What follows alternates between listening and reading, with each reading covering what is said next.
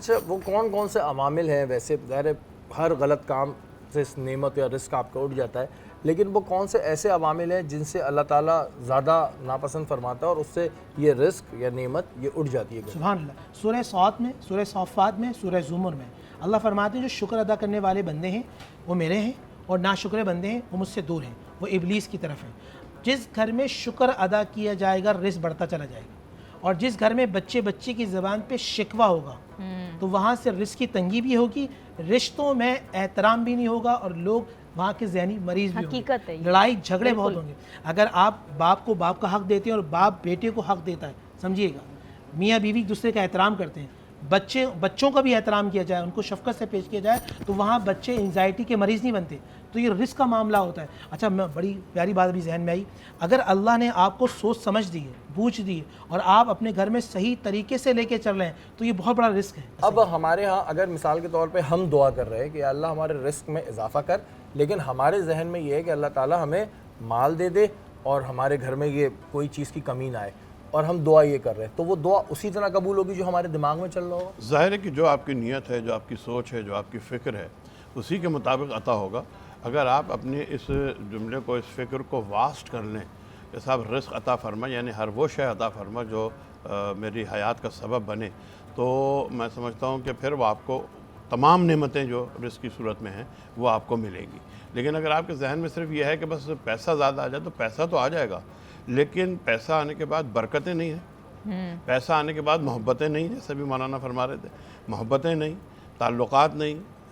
پیسہ آنے کے بعد صحت نہیں۔ بہت سے ایسے آپ نے دیکھے ہوں گے بڑے دولت مند ہیں، صحت نہیں ہے، کچھ کھا نہیں سکتے، کچھ پی نہیں سکتے۔ بالکل۔ تو جو لوگ صرف پیسے کا رزق مانگتے ہیں، پھر وہ یہ نہیں محسوس کرتے کہ باقی چیزیں ان کو جو ہیں وہ نہیں مل رہی ہیں، باقی چیزوں کی نفی ہو رہی ہے۔ اگر پروردگار عالم سے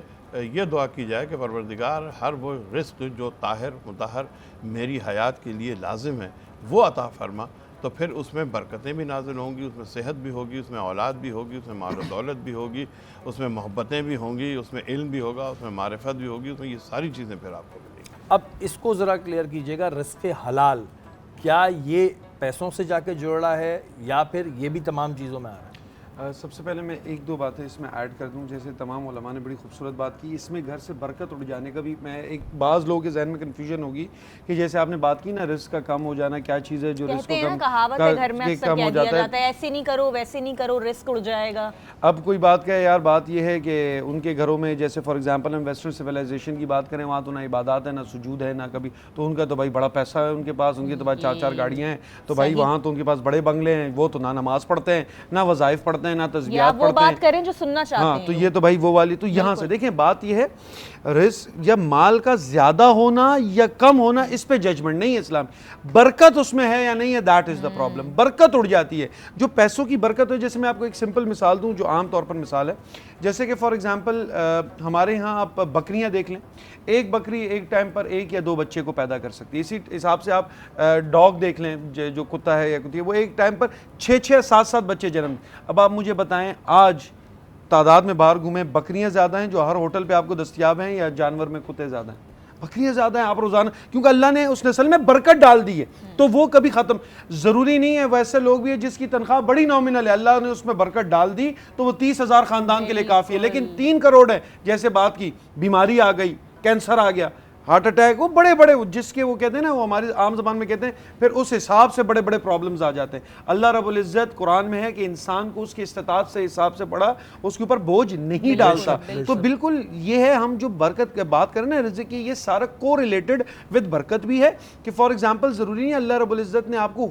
ایک حدود سے نعمتیں دی ہیں، ایک مختصر رزق دیا ہے، مطلب یہ اللہ آپ سے ناراض ہے، یہ بھی مطلب نہیں ہے۔ اگر آپ بیمار ہیں تو اللہ آپ سے ناراض نہیں ہے، اگر آپ کے پاس رزق نہیں ہے اللہ آپ سے ناراض نہیں ہے۔ بیمار صحابہ بھی رہے، رسول اللہ صلی اللہ علیہ وسلم بھی رہے، رزق جو تھا رسول چاہتے تو اور پہاڑ سونا ہو جاتا، لیکن رسول نے پسند نہیں کیا۔ تو کہنے کا مطلب ہے کم مال ہونا بھی اللہ کی ناراضگی کا سبب نہیں ہے، اس میں برکت ہو تو بالکل بہترین بات ہے۔ ایک بات ذہن میں آ رہی ہے، مفتی صاحب سے پوچھنا ہے کہ ایسے کون سے اعمال ہیں, کون سے گناہ ہیں جن سے رزق میں کمی ہوتی ہے؟ جتنے بھی کبیرہ گناہ ہیں ہمارے, جتنے بھی کبھی زنا سے, شراب نوشی سے. باقی نور بھائی نے بہت خوبصورت کہا کہ گھر کا اپنا ماحول جب اس طرح کا صحیح نہ ہو, بے برکتی ہو, تو اس سے بھی ایک روایت اس میں میرے ذہن میں کہ رسول اللہ صلی اللہ علیہ وسلم نے ایک انسان کو کہا, آپ دیکھیں کتنی بڑی بات, ایک صحابی فرمایا کہ گھر پہ برکت نہیں ہے, تو رسول نے فرمایا کہ اپنے گھر پر پردے لگا دو. اب صحابی کے گھر میں تو ساری چیزیں نہیں ہو سکتی, کہا گھر پہ پردے لگا دو برکت آ جائے گی. اب گھر پہ پردے لگا دی برکت, تو پوچھا یا رسول اللہ گھر پہ پردے لگانے سے برکت کہاں سے آئی؟ فرمایا کہ ایک بے نمازی کی نظر تمہارے گھر پر پڑتی تھی, جس کی وجہ سے تمہارے گھر میں مطلب بے نمازی کی باہر سے نظر پڑے تو بے برکتی ہو, بے نمازی گھر کے اندر موجود ہو تو پھر کیا معاملہ ہو. تو اصل میں پورا ایک برکت کا, ایک روحانیت کا ایسنس ختم ہو جاتا ہے.